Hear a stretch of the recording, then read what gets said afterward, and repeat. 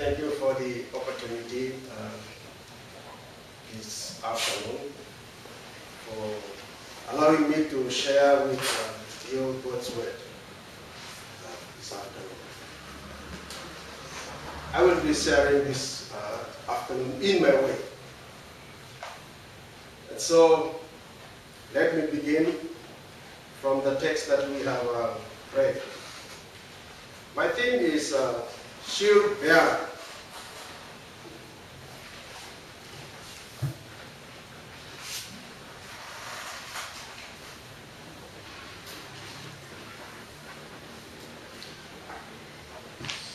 A 9-year-old child was very excited after learning about 2 times table, the multiplication of 2 times table in the class. And so on her way home, she was reciting the multiplication of 2. And she said, 2, 1 is 2, 2 2s are 4, 2 3s are 6, 2 4s are 8. She continued. And during dinner time at home, she wants to impress her mother. And she said, Mom, do you want to hear what I learned today? Then the mother said, of course, ma'am.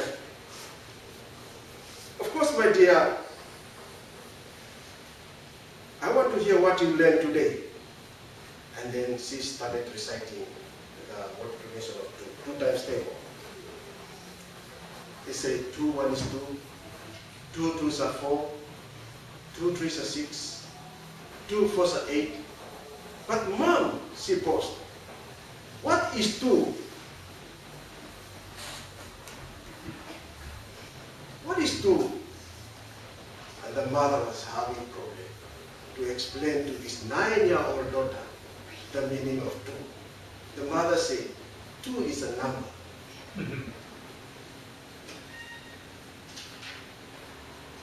2 is very difficult to explain because there is no object 2 in the world.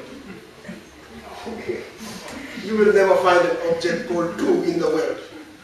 If you go to any store or along the street, you will find anything, any object that is called 2. So the mother was having a problem of explaining to this 9-year-old daughter the meaning of 2. 2 is like faith. It is very easy to tell, very easy to pronounce, but it is very hard to explain. 2 is a set of things.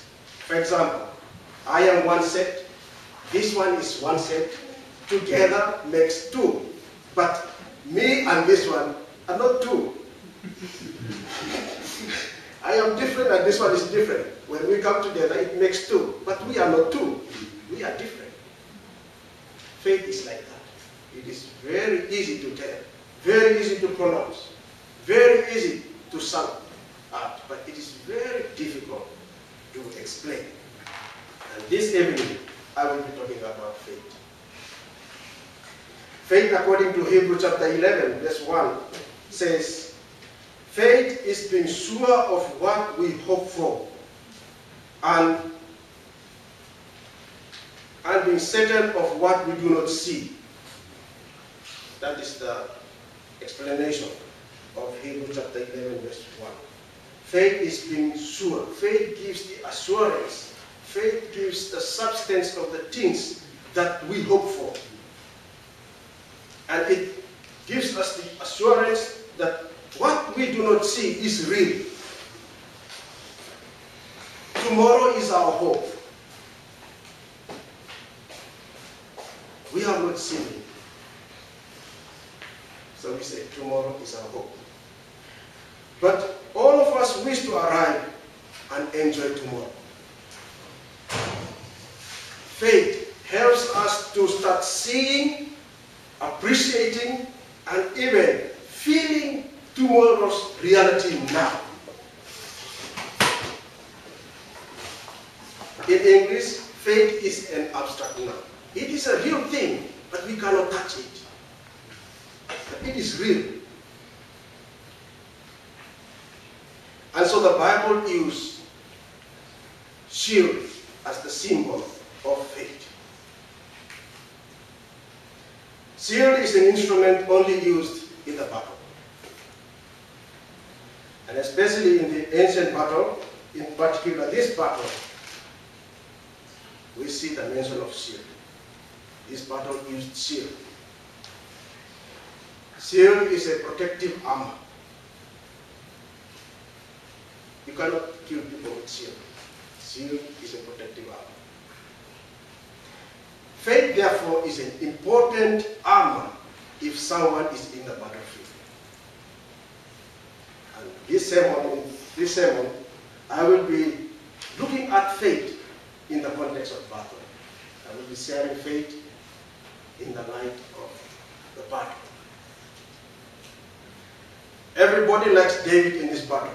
I know all of you supported David. Why? Because he is the descendant of Abraham, the chosen people. David is a professional shepherd. He's a professional shepherd boy. More than that, David is an anointed shepherd boy. So David is not just a professional shepherd boy, but he is a professional and shepherd boy. David is also a talented musician. He wrote many beautiful hymns and played many beautiful tunes. So that is why you are supporting him. Furthermore, even God favored David and described him as David is next to my heart. Only David is mentioned who is next to God's heart. So he is even favored by God.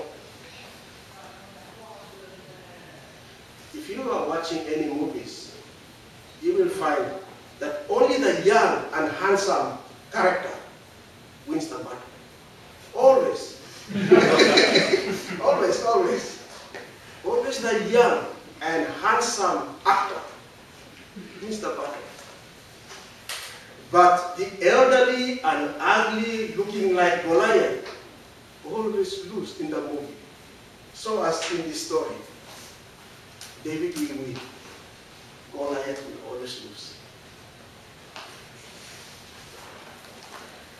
But this evening, I am on Goliath's side. I do not support David. I am on Goliath's side because I am not a Jew like Goliath. No, I am supporting Goliath this evening. I'm not supporting David. No, but algebra rule said, everything you do on the right, you must do it on the left. If you do addition on the right, you do addition on the left. If you apply subtraction on the right, you must also do it on the left. And so, the emphasis of algebra here is the balancing of equations. Similarly, if we can learn about faith in David's side of the story, I believe we can also learn about faith on Goliath's side.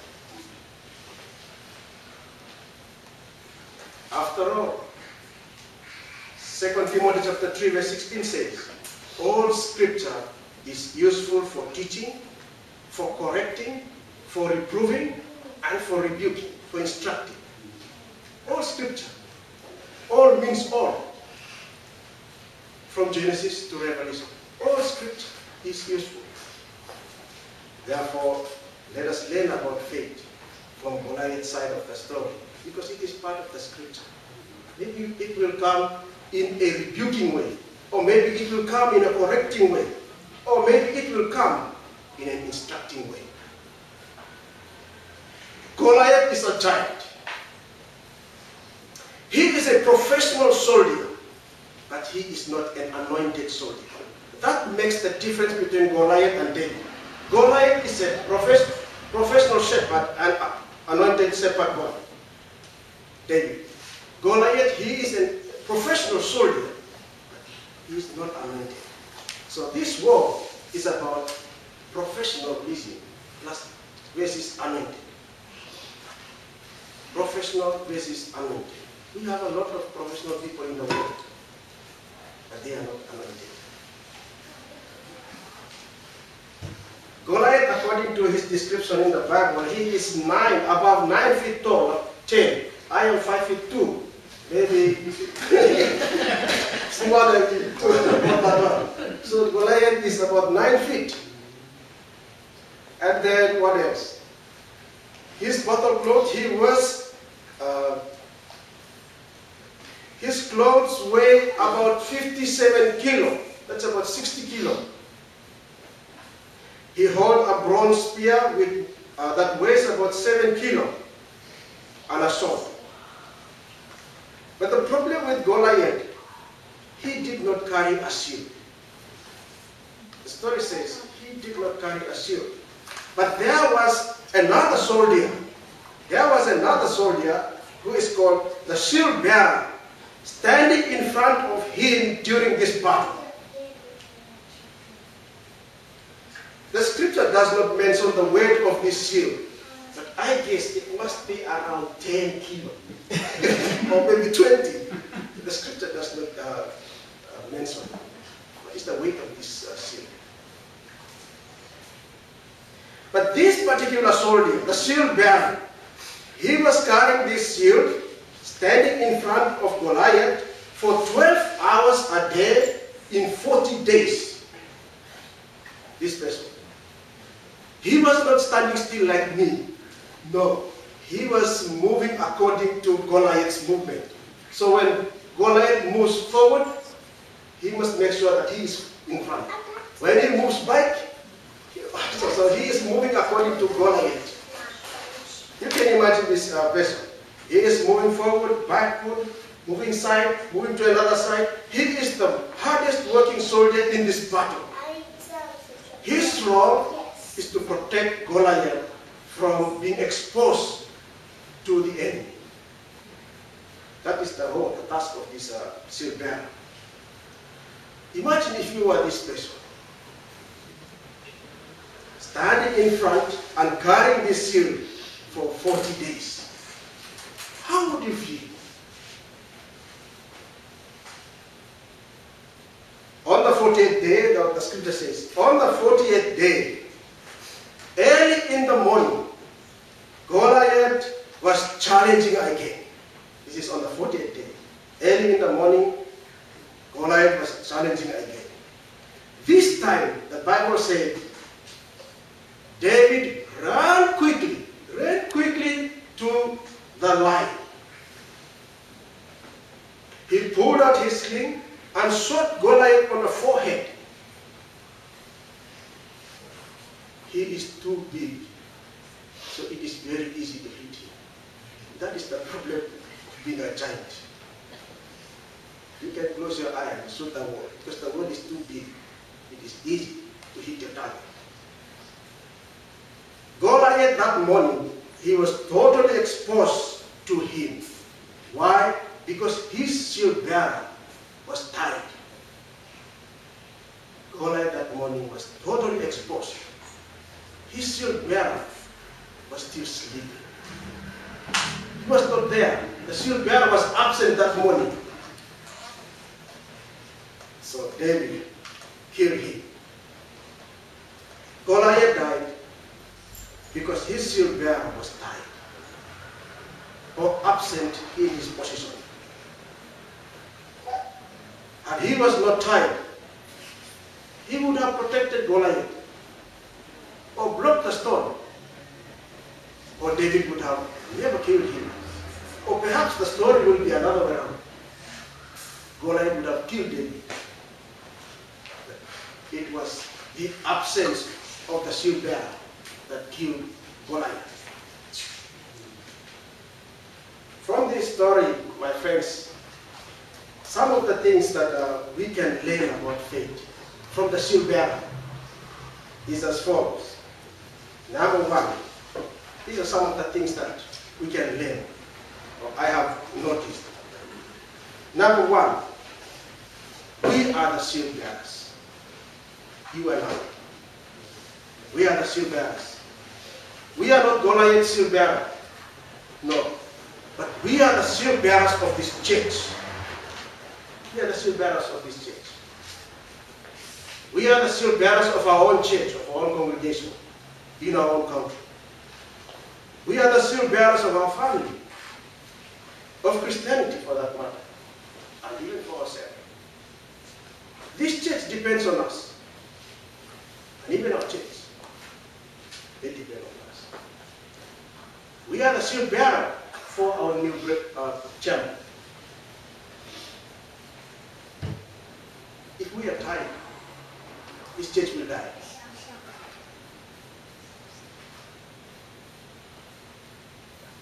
The church depends on us for survival, for sustenance, and also for protection. We are this special, the shield bearer, protecting the church. Number 2, we are in the battlefield today. We are in the battlefield. Faith is not empty. It is a loaded substance. Faith has weight. It is not as lighter as our shadow that we carry every day. It follows us where we go. We have not felt its weight. Faith is heavy. And that is why we must be fit to carry faith. To carry this shield, we must be fit. We must be physically fit, socially fit, spiritually fit, and even intellectually fit. We must be fit to be in the battlefield. While we are carrying this load, let me remind you, my friends, that we are standing right at the front. We are standing in the frontier of the battle. Any challenge today, be it in family, or national, or global, or even denominational challenge, we are there standing right in front. And we are the first one to face it. Another thing that I noted from this battle is that faith battles goes for 40 days. It is a 40 days battle. 40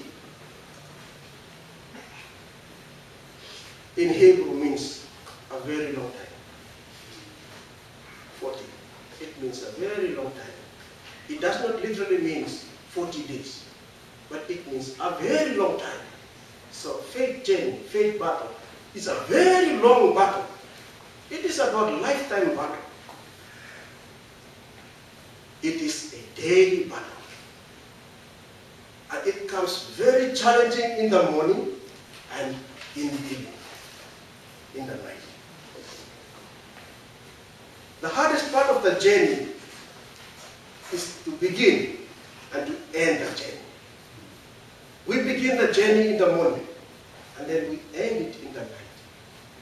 Do we begin and end it with God? It becomes very challenging in the morning and in the evening. Thirdly, let me remind you again, my friends, carry your shield. Carry your shield, because we are in the battlefield. Jesus once said, if you want to follow me, take up your cross and follow me. On the same note, Paul in Ephesians said, carry your shield, for with it you will be able to block the burning arrows sought by the evil one. One night, Satan was selling his tool in the market. Every one of these night markets around China. So, Satan was selling his tools in the market.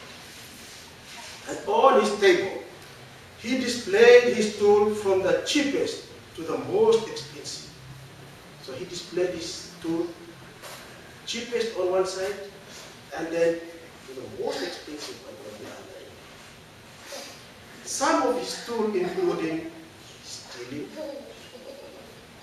killing, telling lies, fraud, you can name the other tools. These are very sharp and brand new tools, maybe made in China. But the price are very interesting. They cost $1 NT. Stealing is only $1 NT. Very sharp tool, but very cheap. And on the far end, there was a rusty, blunt, and old tool, but it is very expensive. And it cost how much? $1 million NT. This is discouragement. One person came to him and said, "Why these tools on the right? They are all brand new, yet they are cheap as compared to this old one on the left." And Satan replied, "I am not using them. People are using them on my behalf, so I am selling them in a very cheap price. I am only using this one for ages." Discouragement comes from Satan. This story says that the challenges we face today in our Christian life comes in many ways.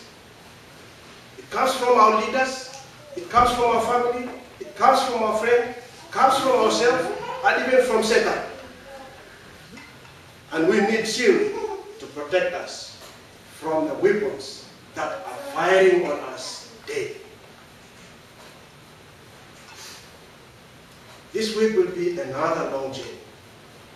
This week, it will be like a 40-day journey. A journey into a new world that none of us has ever lived. We only hope and wish that it will be a good journey and a peaceful world. Who knows? Maybe there will be battles that we will likely face this week. And so we need faith to give us the assurance that this week is God's new week for us, for His creation, to experience His blessing. It was springtime now, and there has been no rain for a long time because it was springtime. So a Sunday school teacher told his student, next week, come with a fake object and we will be praying for rain, because it has been no rain for the last 3 weeks. During the week, the students were excited collecting their fake object. Sunday comes. Each student carries their own object to the school. One carries a Bible, another one carries a cross, another one carries rosary, stone, and other objects that are related to faith. And one boy carries an umbrella. They stood in a circle outside the church yard with the object, and they started praying for the rain. The cloud formed above them, and suddenly heavy rain poured down. Their prayer was interrupted as the teacher and his student fled for shelter.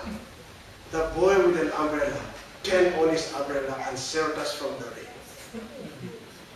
Umbrella is the object of faith for rain. My friends, shield protects us from stones and spears in the battle. Umbrella protects us from rain. And faith protects us from the arrows shot by an evil one. We pray God will continue to give us courage as we journey with Him in this new week. To God be the glory.